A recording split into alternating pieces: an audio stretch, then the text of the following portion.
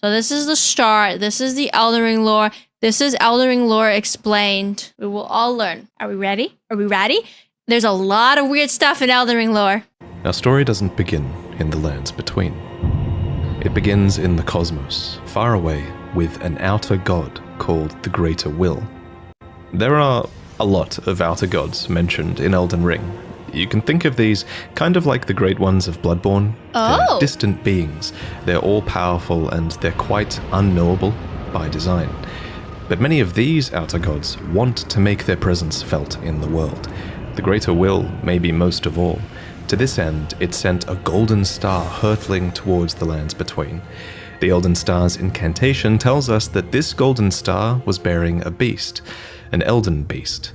The Elden Remembrance calls it a vassal beast of the Greater Will. If you didn't know, a vassal is someone who holds land on behalf of their overlord. Obviously, this is fitting in this case, because the Elden beast occupied the lands between on behalf of the Greater Will, and was... The Elden Beast I always thought it was really funny, because he has like this, like he's like majestic looking, then he has the teeniest little sword. The living incarnation of the concept of order. Which, by the way, if you kill the Elden Beast, you can get his sword. As such, this beast would later become the Elden Ring. The Elden Ring itself is made up of runes of power, some great, some small, that together represent a sort of logic for the world to follow. Wait, I always forget that the Elden Ring is actually a ring, but like, what? Thus, the Elden Ring represents order. The true nature of this order is a subject of constant debate and research undergone by fundamentalists. But two of the key fundamentals are the laws of causality and regression. You can think of the law of causality as cause and effect, where actions have consequences, and those consequences are new causes that branch out into infinity. These are the relationships between things. Then there's the law of regression that states that all things eternally yearn to converge and return to their roots. Fittingly, then, the Elden Ring is housed within the Erd Tree, which towers over the lands between. But what is the Erd Tree, and what does the ring really do? But it's very important to stress that life in the lands between did not begin with the Erd Tree, the Elden Ring, or the Elden Beast. No, the lands between were occupied well before the Greater Will came. There were other beings here. There were other factions here. There were other gods here. One ring to rule them all. Pretty much, that's what Elden Ring is, and that is what Lord of the Ring is. And there was even another great tree here before the Erd Tree. And there was another great tree? This is where a huge twist regarding the Erd Tree comes in. So there are incantations in the game called aspects of the Crucible. According to their descriptions, these are manifestations of the Erd Tree's... I have the tail one. I really want to use it. ...primal vital energies. And I quote, "They are an aspect of the primordial crucible where all life was once blended together." But how could all life be blended together in the Erd Tree if the Erd Tree appeared after life existed? Yeah. Well, there can only be one answer, right? That the Erd Tree is a parasite, and it took over a tree that existed here before. This ancient tree was called the Great Tree. So the Great Tree was almost certainly the location of this primordial crucible, and it must have been a very powerful primordial force for the Greater Will to have commandeered. It might even be the reason the lands between is important to the Greater Will in the first place. It also explains why spells and enemies related to the Great Tree's crucible would eventually be looked down upon. For example, the Knot Talisman is fashioned from a knotted vestige of the crucible, and it was considered a signifier of the divine in ancient times, but is now increasingly disdained as an impurity as civilization has advanced. Interesting, but also very confusing. I'll probably have an aha moment at some point. Enemies related to the Crucible are the Omen, the Misbegotten, and the Crucible Knights, and all three of them would be shunned, enslaved, or imprisoned. Those who speak for the Erd Tree don't want you to know its roots, so to speak. According to the spell Protection of the Erd Tree, in the beginning everything was in opposition to the Erd Tree, but through countless victories in war, it became the embodiment of order. In Marika's own words, the Erd Tree governs all. The choice is thine. Become one with the order, or divest thyself of it, to wallow at the fringes, a powerless upstart. But the greater will needed more than Okay, I hope he talks about the fingers, because the fingers confuse me, chat. The fingers really, really confuse me. a big tree. It needed loyal agents in the lands between. To this end, it has the two fingers, who are its envoys. The two fingers heirloom has a weird picture of them, but it reads, "Of course, fingers cannot speak, yet these are eloquent. Persistently they wriggle, spelling out mysteries in the air. Thus did we gain the words of our faith." These words are interpreted by the finger readers. These are the undying old crones that you would have found throughout the lands between. They pass down the wisdom of the two fingers, or at least they used to. Your fingers, please, your fingers. Side note, her feet should not be gripping her staff like that. Nobody's foot should move like that. I can read them. Most of them appear to have lost their purpose, and they're desperate to read your fingers and tell you annoying riddles, since their two fingers are likely dead. And yes, of course, there are multiple sets of two fingers. You would have found their corpses on the tops of the divine towers. Atop these towers, you loot the fingers. So those are two finger ladies, and you find the...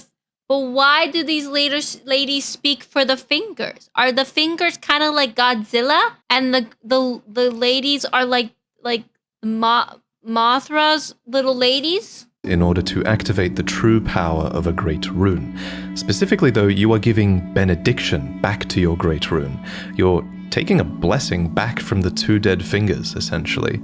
This is just one of many blessings that the two fingers can bestow, and my point is kind of that the two fingers clearly have more than just influence. They have real power on some level. The greater will...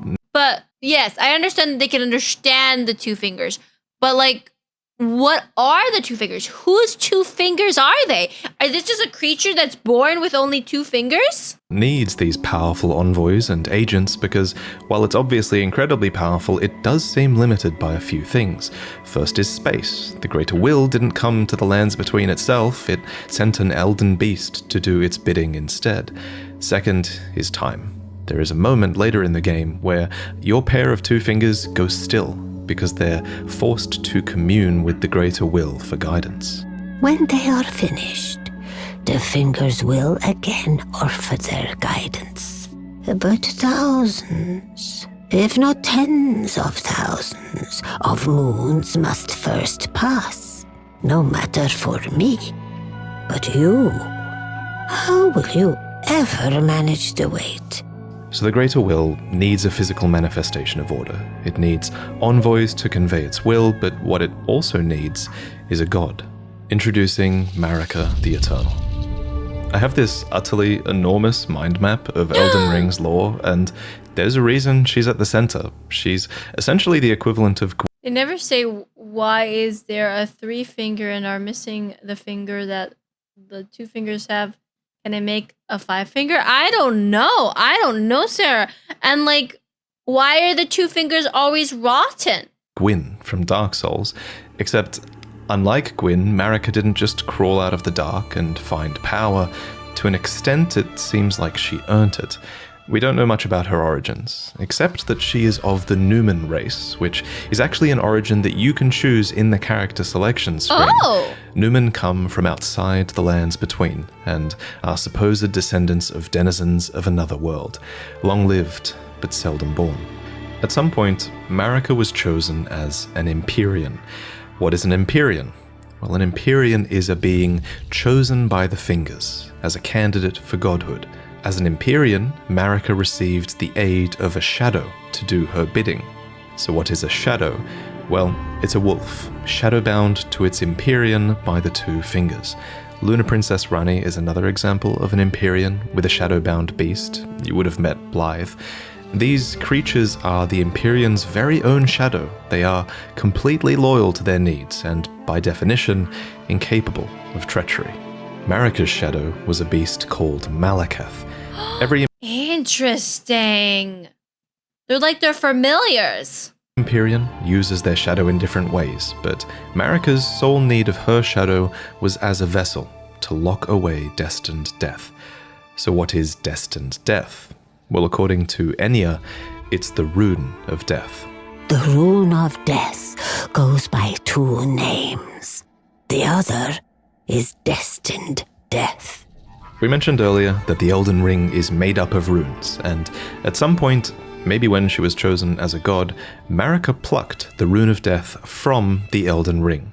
She gave the rune of death to Malekith, her totally loyal shadow, who bore a black blade imbued with this rune.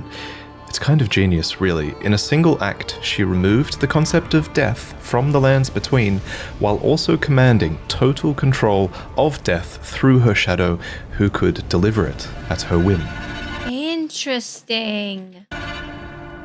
Now, some of you might be asking, if death is removed from the lands between, how come I can kill this dog? First off, shame on you. Second, from a lore point of view, that dog isn't really dead. It's simply in the process of its spirit, or its soul, returning to the Erd Tree. Catacomb dungeons, for example, are specifically constructed near the roots of the Great Tree for this reason, so that the Erd Tree can reabsorb their ashes back into it. It's like the Mako and the live stream in Final Fantasy VII. This process replaced the concept of a death that you were destined to have, but this random spirit outside of a catacomb dungeon says it best.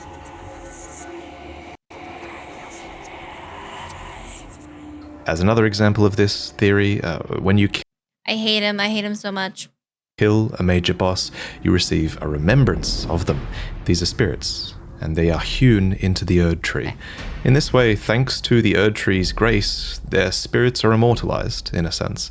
This new form of death also explains what's happening when you summon spirits. From ash and return to the Erd Tree. However, some spirits never return to the Erd Tree, and they rise within death as corpses or skeletons instead. Interesting. So this was the new order. Did any of you guys follow this when you were playing the game? Because, like, there's so much. It's, like, really fascinating. It's really cool. But it's also, like, so much. How do you process that? But that explains all these, like, spirits. And it's important to stress that it was in this moment, when the rune of death was removed, when destined death was taken, this is when order became the Golden Order.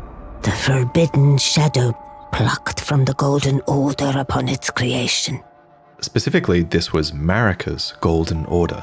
So not only did she become a god and a vessel for the Elden Ring, she became renowned as Marika the Eternal for her removal of See, if I read descriptions, that probably would help. But, you know, I didn't. That's why I'm watching this video. destined death. It was a huge part of her character and her reign as well. However, Marika had more than just death to conquer. She had wars to fight, as the world was occupied by many forces that could threaten her Golden Order. There was war with the Storm Lord, who likely ruled over Stormvale, and there was a war with the Giants, who were masters of a flame that could burn the Erd Tree. There was war with the Ancient Dragons, who incidentally had stones that could twist time and thus slay a god. And finally, there was... Why did the dragons have stones that could twist time? war brewing with the Carrion royalty, who had previously Also, this armor's really snazzy. obeyed laws which contravened the Golden Order. Thus, sort of similar to how the Greater Will needed an Empyrean to enforce its will, Marika herself needed someone to wage war. So, there was to be a husband, a consort, an Elden Lord. The man chosen was Hoarah, a ferocious warrior who became known as the Lord of the Battlefield. His crown was warranted with strength, and while it was for this strength that Marika married him, he was also required to take a vow to conduct himself as a lord. To suppress the ceaseless lust for battle that raged within, Hoarah took the beast regent Sarosh upon his back. You'll notice this is another example of a beast being given for the purpose of serving order. Thus, in this moment, he went from being Hoarah, warrior, to Godfrey, the first Elden Lord, consort to Queen Marika, and a certified demigod. The way the little lion is just like nibbling on his shoulder is kind of cute. Because FromSoft love their dragons with stone scales and the concept of light twisting time. Interesting. Godfrey and Marika had 3 demigod children together. There was Godwyn the Golden, who you saw being killed in the opening trailer, and there were also the reviled Omen twins, Morgoth, who guards the Erd Tree, and Mohg, who became Lord of Blood. You might think that Godric was another demigod child, but he actually wasn't. Instead, he was probably descended from Godwyn. Anyway, we'll talk about the demigods more in detail in another video, so subscribe for that. But for now, just know that Godfrey and his offspring were the first demigods, henceforth known as the Golden Lineage. In his wars, Godfrey led his 16 Crucible Knights into battle, who were named so for they fought with the primordial. Also, the DLC will give Marika lore before she become god. Also, because that's what I was gonna say. What happened to Marika before she became a lord? And I know it's gonna talk about Michaela, but I can't remember where Michaela fits in the journey. Powers of the Erd Tree. Their incantations were aspects of the Crucible itself, and they likely fought giants, dragons, the Stormlord, and more to usher in their age, the age of the Erd Tree. In Marika's own words, "Hark, brave warriors. Hark, my Lord Godfrey. We commend your deeds. Guidance hath delivered ye through each ordeal to the place ye stand. Put the giants to the sword and confine the flame atop the mount. Let a new epoch begin." So it's interesting. They're so scared of the flames that the giants brought, so they wanted to seal them away because it could burn down the tree, because the tree is some alien god that wants to pretend like they're the only god that exists. Or maybe they're not even a god, they're above a god. Whatever that means. An epoch glistening with life. Brandish the Elden Ring for the age of the Erd Tree. The Erd Tree would go on to be largely seen as a blessing for all of those in the lands between, especially those close to it in Leyndell, the capital city of the Erd Tree. The tree bestowed blessings. For example, the dew that dropped from its branches were like jewels. It loomed overhead as a constant reminder of order, and its roots reached far and wide, relieving many of the tree is both a symbol and a tool, and burning it would open the Golden Order, yeah. burden of death. In fact, Erd Tree burial was one of the highest honors a hero could receive. One by one, the previous factions of the world fell. The giants were put to the sword, and their fell god was killed by Marika herself. The ancient dragons broke down the walls of Leyndell, but met fierce retaliation. However, I think the House of the Erd Tree encountered the most trouble against the land to their southwest, Leonia. Here, the House of the Moon repelled their offensives time and time again, and I mean that literally, because there was not just one but 2 wars fought here, and in both of these, there was no victory for the Golden nor for the Moon. And I suspect it was probably because of these lobsters. These damn things can snipe you from like a mile away. Lobsters are so mean, and in this area there's a lobster. If you kill a lobster, a freaking graft it appears. And it's bullshit. Actually, it was probably because of the Carrier Knights, who, according to their weapons, were able to wield sorcerous battle skills, and despite numbering fewer than 20, this power made them a match for even the champions of gold in battle.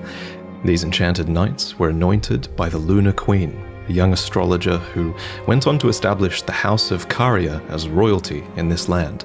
With her bewitching lunar magic, she won over the Academy of Raya Lucaria, where glintstone sorcery was studied, and united the Carian royal family and the learned scholars of Raya Lucaria defended their home from the golden aggressors. Interesting.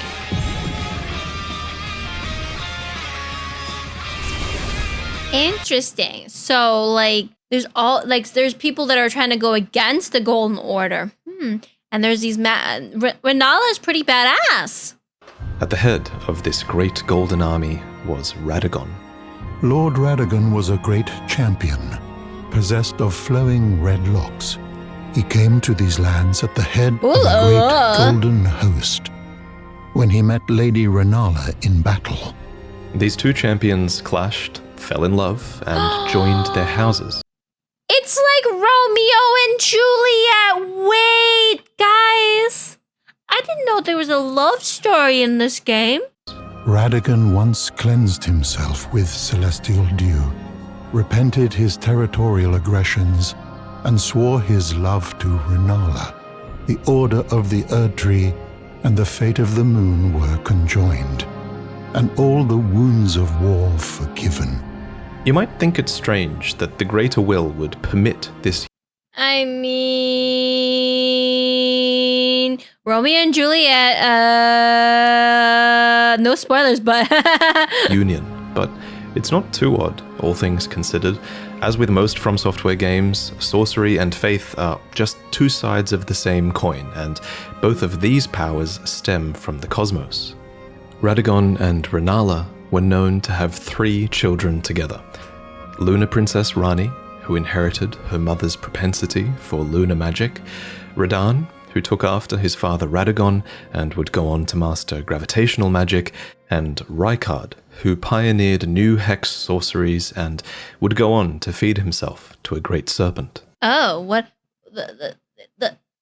you know how like the youngest sibling is crazy? Yeah, the youngest sibling is crazy. It follows that at some point after this, Marika began to harbor doubts. Doubts about the Golden Order that she had had a hand in creating. In Marika's own words, I declare mine intent to search the depths of the Golden Order through understanding of the proper way. Our faith, our grace is increased. What's really interesting is Ronnie tells you to go defeat Radahn, and Radahn is her brother. Those blissful early days of blind belief are long past. My comrades, why must ye falter? And it's at this point that we should talk about Marika's motivations, her character. This is surely going to be one of those huge points of debate in the coming years, but for now, my working theory is that she wanted to discover the truth behind order and the truth Radahn was protecting Ronnie? Oh, because the meteor, right? behind the Greater Will, and she believed that bonds had to be broken so that they could be better understood. She believed that there was great meaning to be found in hardship. Queen Marika has high hopes for us, that we continue to struggle unto eternity. For Lord Godfrey, his struggle ended at the end of his campaigns. According to his armor, he led the war against the giants, faced the Storm Lord alone, and then there came a moment when his last worthy enemy fell, and it was then, as the story is told, that the hue of Lord Godfrey's eyes faded. In truth, he was robbed of his grace. Then Marika sent him away. My lord, and thy warriors, I divest each of thee of thy grace. With thine eyes dimmed, ye will be driven from the lands between. Ye will wage war in a land afar, where ye will live and die. This became known as the Long March of the Tarnished, as Godfrey and his tarnished descendants walked away from the lands between.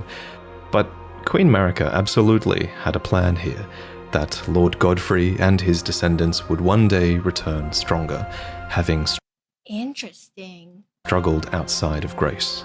Then, after thy death, I will give back what I once claimed, return to the lands between, wage war, and brandish the Elden Ring, grow strong in the face of death. Warriors of my lord, Lord Godfrey. Soon after, she found a new husband. Either that or a new husband was found for her. When Godfrey, They made her remarry? first Elden Lord, was hounded from the lands between, Radagon left Renala to return to the Erdtree capital, becoming Queen Marika's second husband and king consort, taking the Okay, wait. She married Wait, was Radagon his own person before he married Marika? Was he like a person that obviously married Renala? Was he his own person at that point and then they fused and became the same person? No one knows. Oh. Title of second Elden. Oh, was that Marika all along, that she had turned into him and married Renala and was like living a whole nother life? Lord. The mystery endures to this day as to why Lord Radagon would cast Lady Renala aside, and moreover, why a mere champion would be chosen for the seat of Elden Lord. Whatever the case, as a part of this union, Radagon's prior 3 children with Renala became demigod stepchildren, granted. Yeah, basically they got godhood, well, demigodhood, because through marriage. Like, wow, lucky them. I'm out of water, but I will hydrate after stream, I promise, Hero. Grace, thanks to their new family tree. Renala was broken by this, and so was her country, Leonia. The Queen's set reads, when Renala, head of Yes, John, they're Nebo babies. both the Academy of Raya Lucaria and the Carian royal family, lost her husband Radagon, her heart went along with him. And then those at the Academy realized that Renala was no champion after all. In the wake of Radagon's betrayal and Renala's poor judgment, Marika was capable of anything as long as it provided a benefit for her. That's what I'm wondering, if she turned into him on purpose so that she could marry Renala to join them together in union. And she just took advantage of Renala. The third theory, Radagon was always Marika, including with Renala. That's what I was just saying. Radagon was his own person and after marriage fused with Marika, or Radagon was part of Marika, sent to Lurina, who then became his own person and fused back to Marika. See, those are all fascinated options. The question is, what is the answer? Leonia struggled with civil war, with the Academy of Raya Lucaria on one side and the Carian royals on the other. And it's here, during the age of the Erd Tree, that Lunar Princess Rani, daughter of Renala and Radagon, stole a fragment of the Rune of Death. It happened during the golden age of the Erd Tree, long before the shattering of the Elden Ring. Someone stole a fragment of the Rune of Death from Malekith, the Black Blade. As mentioned previously, Malekith was Marika's shadow. Let's go, Ronnie! Making chaos! That's my waifu! And he had sealed destined death in a black blade. Then a fragment, only a fragment, of this Rune of Death was stolen. And once this happened, Malekith went a step further in protecting destined death. He bound the blade within his own flesh, such that none might rob death ever again. It was too late, however. This fragment of the Rune of Death was used immediately, that night, to kill a demigod, Marika's own son, Godwyn the Golden. That was the first recorded death of a demigod in all history, and it became the catalyst. Soon, the Elden Ring was smashed, and thus sprang forth the war known as the Shattering. Now, there is a lot of really credible evidence that Marika was behind this plot to have a fragment of the Rune of Death stolen. There's also a ton of evidence that Marika is behind the entirety of your tarnished quest, but we'll talk about that in another video. For now, all you really need to know, in terms of the timeline at least, is this. After the marriage of Marika and Radagon, and after a fragment of the Rune of Death was stolen, Marika went on to shatter the Elden Ring, and Radagon attempted to repair it, to no avail. The Interesting. It's almost like, what? Elden Ring had been broken into runes, some great and some small. You know, it's said that Lord Radagon harbored a secret. A famed sculptor of the Erd Tree capital was once summoned to render Lord Radagon's likeness in giant stature, when he glimpsed the skeleton in Radagon's closet. And as such, it's said the great statue harbors his secret too. Of course, the huge twist Wait. Can you do this to the statue? Is this like a secret? in Elden Ring is that Radagon is Marika, Or depending on what you believe, he became her, for she knew it was going to happen. In Marika's own words, O Radigan, leal hound of the Golden Order, thou art yet to be. Well, no, you learn it when you fight him and you see her fall down and he resurrects as he turns and turns into her. That's how you find out. I never looked at that statue before in my life. I've never seen that statue, Chad. Become me. Thou art yet to become a god. Let us be shattered. Also, I don't remember a cutscene being this high resolution. Both. Mine other self. You can tell when From Software is keeping something a little bit open-ended, and of everything in Elden Ring's lore, this will also go on to be one of the biggest unknowns as we move forward. For example, the wording, thou art yet to become me, reinforces that Marika and Radagon were two separate entities before the shattering. However, in contrast, there is also evidence that Radagon was always part of Marika. For example, Enya says that The demigods are each and all the direct offspring of Queen Marika. but how So I wonder if it was that Radagon met Marika before she was a god, and then after they met and she became a god, she fused with him already long time ago, and then she used him to get to Renala, and that was her ploy. You know what I mean? Like, they could have once been separate, but then also, so when he met Renala, he was already one with Marika, so his sperm would have been Marika's, right? How can this be if Radagon married Renala and had those demigod children? The only way that makes sense is if Radagon was always Marika and he just went over there to seduce Renala long ago. I'll present more concrete theories in the future, but on this matter, the most important thing is, what do you think? While you can figure out a ton of Elden Ring's story, not all of it is open to interpretation. Certain things are, and this is one of them. And your interpretation is a big part of what makes this story special. At any rate, the union of Radagon and Marika seems to be a union of two fundamental opposing laws of the Golden Order. We mentioned these laws earlier, actually. There's the law of causality, and Marika is an agent of cause and effect. And there's the law of regression, as Radagon is a character who aspires to be complete and regress together. So I have a theory that forcing these two beings that represent these concepts together would have corrected Marika's deviance. But even so, she was imprisoned in the Erd Tree for the crime of the shattering.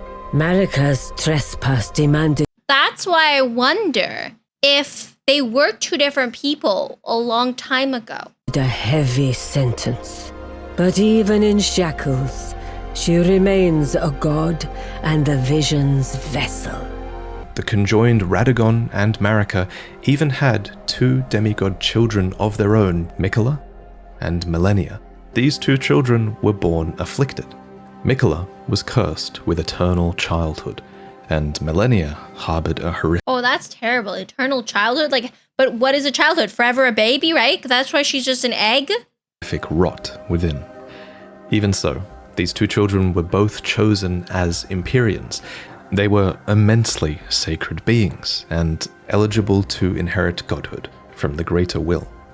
Perhaps the Greater Will was just desperate to Wait, Marika is a boy? Okay. I didn't know that. I always thought it was the two daughters. find a worthy successor. And indeed, in the Shattering War to come, many would try to claim the shards of the Elden Ring. I didn't know. From the name and from the way they were talking about it previously, I always thought it was a girl. I always thought it was a girl. And they would try to take the throne, including, of course, the Tarnished, who returned from their long march at long last. Which we'll talk about in the next main lore video. To end this video, because the information here is going to be overwhelming. I bet it probably was too overwhelming, you know? It took me ages to commit these names It was and a the lot. relationships they had with other characters to memory, so I hope you guys are doing alright. One thing that helped me a lot was that we designed an enormous mind map with pretty much all of Elden Ring's lore, all of its item descriptions, all of its dialogues, all of the relationships That's between just characters that we can crazy. think of. We added all of this together, and it helped a ton in learning about the story and visualizing it all. And one day I will make this asset available to you all, because I think after doing it, I think this is the quintessential way to piece together the story, and I think giving you guys this asset eventually will make that accessible for people. So I'm really excited about that. I want to thank Absa and Zard for accepting the paid task of helping me put all the raw data into this mind map so that I could better understand everything. I want to I hope the mind map is available because I would really like to look at it. It looks crazy. thank Paragod for fulfilling all of my footage requests and creating so many cinematic scenes for this video and for you all to enjoy. And I last of all want to thank John Devlin for the incredible thumbnail. And of course, thank you for watching. There are some really exciting things ahead, and I actually believe this might be the best story that From Software have ever put together. I mean, didn't the guy from Game of Thrones work on this story as well? Wasn't he like co-writing it or something?